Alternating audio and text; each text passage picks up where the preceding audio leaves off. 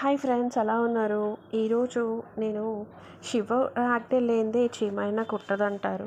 ఆ విధంగా శివ పూజలో చేయకూడని తప్పులు ఇవే. శివ అనే పేరులోనే ప్రత్యేకమైన అంతరార్థం దాగుంది. హిందూ పురాణాల ప్రకారం సోమవారం శివుడికి ప్రత్యేకం.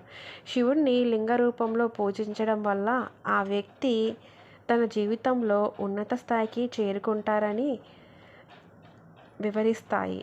శివుడు భక్తుల కోరికలను తేలిగ్గా నెరవేరుస్తాడని, భక్తులను త్వరగా అనుగ్రహిస్తాడని. అయితే సోమవారం శివుడిని చాలా జాగ్రత్తగా పూజించాలి. కొన్ని పొరపాట్లను ఎట్టి పరిస్థితుల్లో చేయకూడదు. శివ పూజ చేసేటప్పుడు ఎలాంటి జాగ్రత్తలు తీసుకోవాలి, ఎలాంటి పొరపాట్లు చేయకూడదో ఈ వీడియోలో తెలుసుకుందాం. శివుడికి బిల్వపత్రం సమర్పించడం చాలా ముఖ్యం. 3 ఆకులతో కూడిన ఈ బిల్వపత్రం శివుడి 3 కన్నులతో సమానం. అలాగే ఈ ఆకు త్రిశూలానికి సంకేతం.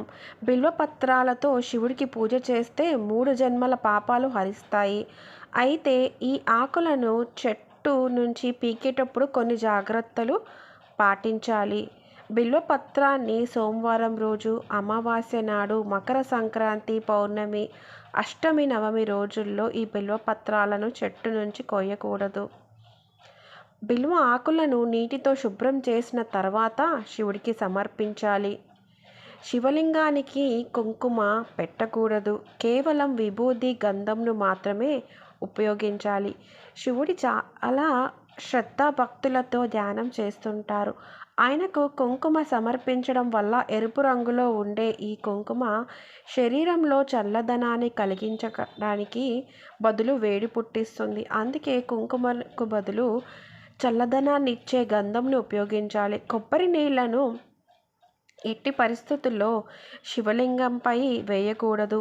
శివుడికి పాలతో అభిషేకం చేసేటప్పుడు రాగి కలశాన్ని మాత్రం ఎట్టి పరిస్థితుల్లో ఉపయోగించకూడదు.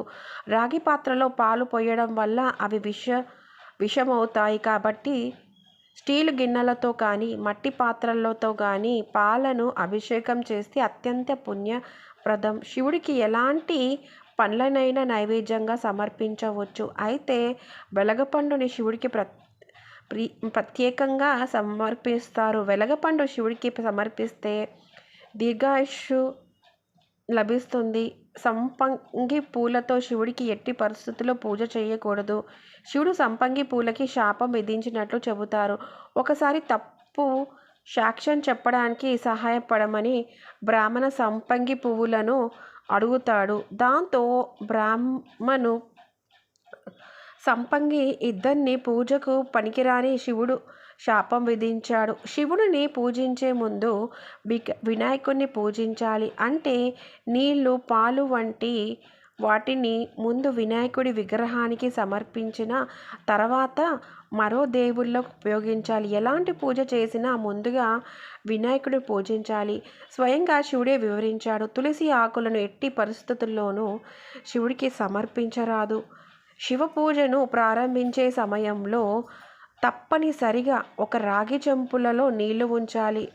ఆ నీళ్లను ముందుగా ఈశ్వరునికి సమర్పించిన తర్వాతనే మనం పూజలను మొదలుపెట్టాలి. పరమేశ్వరునికి పాలు, పళ్ళు, ఇతర పదార్థాల కన్నా గంగా నీరు అంటే చాలా ఇష్టం. పూజ చేసే సమయంలో ఓం నమ శివాయ మంత్రాన్ని స్మరించుకోవాలి. ఈ 5 అక్షరాల మంత్రం చాలా శక్తివంతమైనది. ఇలా పూజ చేసి శివుని అనుగ్రహం పొందండి. ఒకవేళ మీ ఇంట్లో శివలింగం పెట్టుకుంటే జలధార కంపల్సరీ ఉండాలి. జలధార అంటే ఏమీ లేదు ఫ్రెండ్స్.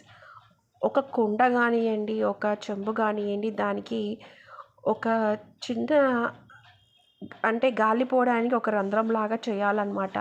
అంటే లింగంపై నీటి కుండ కంపల్సరీ ఉండాలి.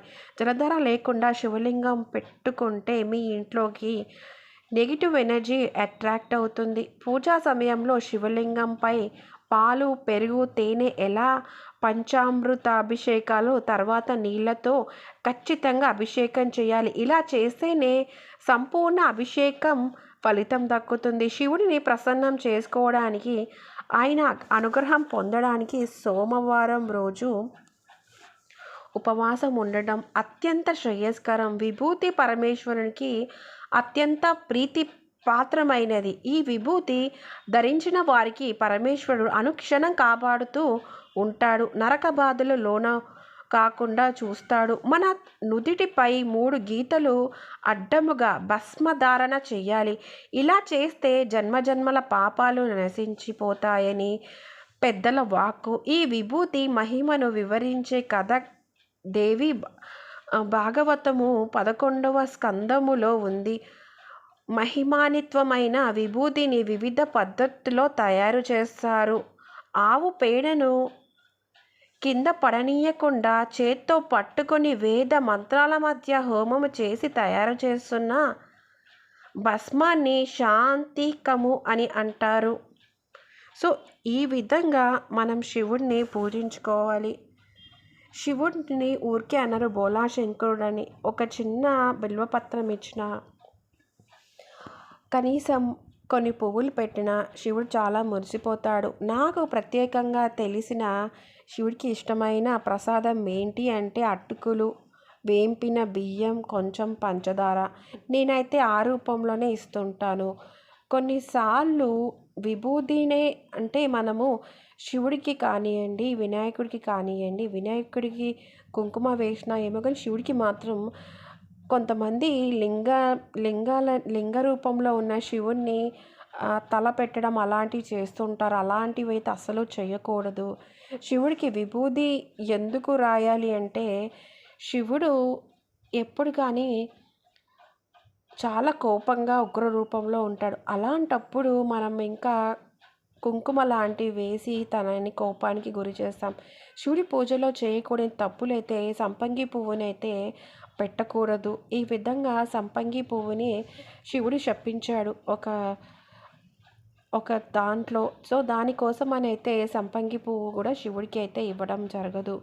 కానీ శివుడిని మనం చాలా భక్తితో కొలిస్తే బోలా శంకరుడు అంటారు. అంటే బోలా మనిషి, బోలాగా ఉంటాడు. ఏం అడిగినా ఇచ్చేస్తాడు.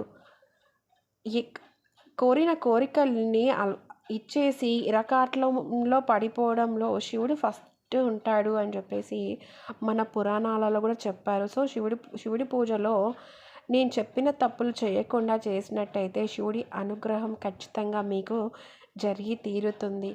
సో శివుడి పూజలో చేయకూడని తప్పులు వీడియో మీరు కంప్లీట్గా చూసుంటారు. ఈ వీడియో మీకు నచ్చినట్టయితే లైక్ చేయడం అయితే మర్చిపోకండి. And thank you so much for watching friends. ఇంకా నెక్స్ట్ మీకు ఎలాంటి వీడియో కావాలి, ఏ దేవుడి మీద వీడియో కావాలో ఖచ్చితంగా నాకు కామెంట్స్లో అయితే చెప్పండి. Thank you so much friends. Bye, take care and have a nice day friends.